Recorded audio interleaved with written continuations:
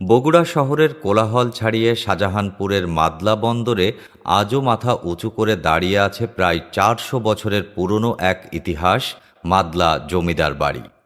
আমার পেছনেই ঠিক সেই জমিদার বাড়ি, প্রায় 400 বছর পুরনো।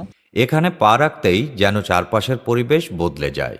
বিশাল সব পুরনো গাছ, পাখির ডাক আর চারদিকে ছড়িয়ে থাকা নিস্তব্ধতা মুহূর্তেই অন্যরকম একটা অনুভূতি এনে দেয়। মনে হয় যেন আমরা ফিরে গেছি কয়েকশো বছর আগের বাংলায়। প্রায় ৪০০ বছর আগে মুঘল আমলের জমিদার বিশ্বনাথ সরকার বগুড়ার নবাবের কাছ থেকে এই এলাকার জমিদারি লাভ করেন।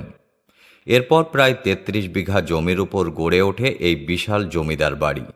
বাড়িটিতে ছিল ৭টি বড় প্রবেশদ্বার।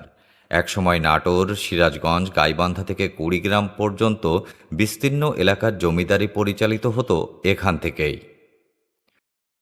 প্রধান ফটক পেরিয়ে ভেতরে ঢুকতেই চোখে পড়ে ঘাট বাঁধানো বিশাল একটি দিঘি। চারপাশে শান্ত পরিবেশ আর স্থির জলরাশি দেখে মনে হয় এ দিঘি যেন শত বছরের কত গল্প আজও নিজের বুকে ধরে রেখেছে। এই ঘাট দিয়ে একদিন হেঁটেছেন জমিদার সুরেন্দ্রনাথ সরকার আর নরেন্দ্রনাথ সরকার। আজ তারা নেই, কিন্তু এই পুরনো ঘাট আর চারপাশের পরিবেশ যেন এখনও তাদের স্মৃতি বহন করে চলেছে। ওই যে ওই কর্নারে যেই ঘরগুলো দেখতেছেন, এটাই আসলে ছিল মূলত বাইজিখানা, যেগুলো ভারত থেকে বাইজি আনা হতো এখানে করার জন্য, নাচানাচি করার জন্য। আর এখন হচ্ছে যে চারপাশে সব বিশাল বড় বড় গাছ এখনো আছে। এখন আছে দিঘির পাড়ে। চলুন এবার ঢুকে পড়ি জমিদার বাড়ির সবচেয়ে আলোচিত জায়গা, জলসা ঘরে। সময়ের ছাপে দেয়ালগুলো ভেঙে গেছে, কিন্তু জায়গাটার আলাদা একটা আবহ এখনও অনুভব করা যায়। কয়েক মুহূর্ত চুপ করে দাঁড়ালে মনে হবে যেন এই নীরবতার মাঝে কোথাও ঘুঙুরের মৃদু শব্দ ভেসে আসছে। এক সময় এই জলসাঘর ছিল আনন্দ আর আয়োজনের প্রাণ কেন্দ্র। সন্ধ্যা নামলেই বসত গানের আসর। লখনৌ আর মুর্শিদাবাদ থেকে আসা বাইজিরা নাচ ও গান পরিবেশন করতেন। জমিদাররাও মুগ্ধ হয়ে উপভোগ করতেন সেই আসর। যে জায়গা একদিন গান, তবলা আর ঘুঙুরের শব্দে মুখর ছিল, আজ সেখানে শুধুই নীরবতা। সময় যেন সব কিছু ধীরে ধীরে বদলে দিয়েছে।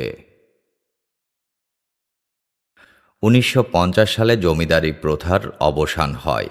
এরপর ১৯৭১ সালের মহান স্বাধীনতার যুদ্ধে এই জমিদার বাড়ির অনেক মূল্যবান আসবাব, অলংকার এবং ঐতিহাসিক নিদর্শন লুট হয়ে যায়। ধীরে ধীরে হারিয়ে যায় এই প্রাসাদের আগের জৌলুস। আজ এর বেশিরভাগ অংশই ইতিহাসের নীরব সাক্ষী হয়ে দাঁড়িয়ে আছে। তবে সবকিছু হারিয়ে যায়নি। ১৯৩১ সালে জমিদারের উদ্যোগে প্রতিষ্ঠিত চাচাইতারা মাদলা যুক্ত উচ্চ বিদ্যালয় আজও এই এলাকার মানুষের মাঝে শিক্ষার আলো ছড়িয়ে দিচ্ছে। এত বছর পরও এই প্রতিষ্ঠান যেন জমিদার পরিবারের সবচেয়ে সুন্দর আর মূল্যবান উত্তরাধিকার। সময়ের সঙ্গে সঙ্গে হয়তো একদিন এই জমিদার বাড়ির শেষ চিহ্নটুকুও হারিয়ে যাবে, কিন্তু ইতিহাস কখনো হারিয়ে যায় না। এই বাড়ির প্রতিটি ইট, প্রতিটি গাছ আর প্রতিটি পথ আজও যেন অতীতের গল্প বলে, আর সেই গল্পই বেঁচে থাকবে মানুষের মনে এক প্রজন্ম থেকে আরেক প্রজন্মে। এতক্ষণ সঙ্গে ছিলাম আমি শাহেদ। আবারও দেখা হবে নতুন একটা ভিডিও নিয়ে।